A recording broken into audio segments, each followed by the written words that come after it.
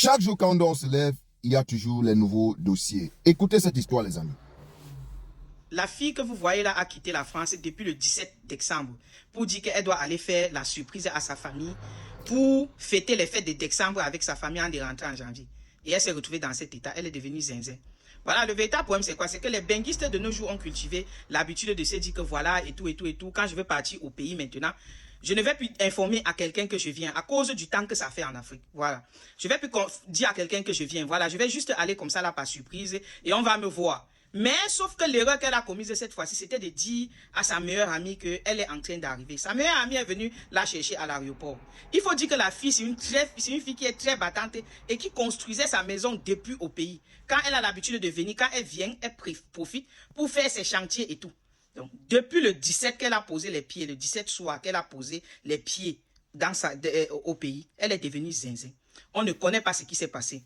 Dieu merci, il y a de cela quelques heures, il y a les gars du quartier qui passaient là où elle a l'habitude de... Voilà, quand elle vient... Tu sais, quand toi, tu es benguiste, tu arrives dans un quartier où tu construis ta maison, les petits du quartier, non, oui, quand tu es généreuse et tout, les petits du quartier, tu les dachams toujours un peu de jetons. C'est ce qu'elle avait l'habitude de faire. Ce qui fait que les petits du quartier ont entendu les bruits dans la maison même, dans la maison de la fille qui est en construction, quoi. Ils ont entendu les bruits dans la maison de la fille. C'est comme ça qu'ils entrent, ils tombent sur la fille, sa meilleure amie. La meilleure amie avec les documents de la maison en main, en train de lui demander de signer certains papiers. On ne comprend pas. On essaye de réveiller la fille. Allô, tata, qu'est-ce qui se passe? Toi, tu es où? Elle commence seulement à rire. Elle rit seulement. Elle est devenue zinzin. Sa famille ne connaît même pas. C'est maintenant.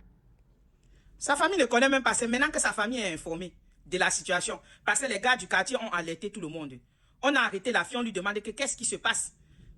Les gars du quartier ont dit que mais tu dois nous expliquer qu'est-ce qui se passe et tout. On fait n'importe quoi. La fille ne répond pas. Elle est zinzin. Beauty just in the building. Les amis, vous avez écouté l'histoire. Les Mbenguis sont devenus aujourd'hui la cause de tous ceux qui ont chuté au niveau de l'Afrique.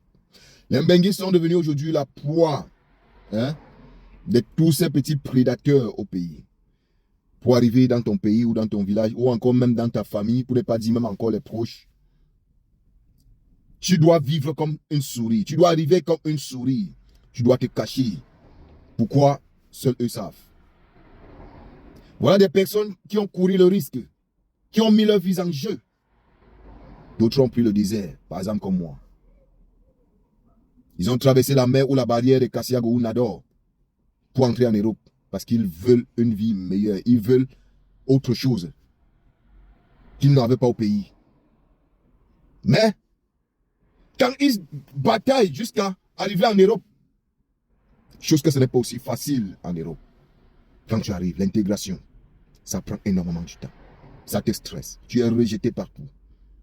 Tu n'as personne, tu ne peux parler avec personne.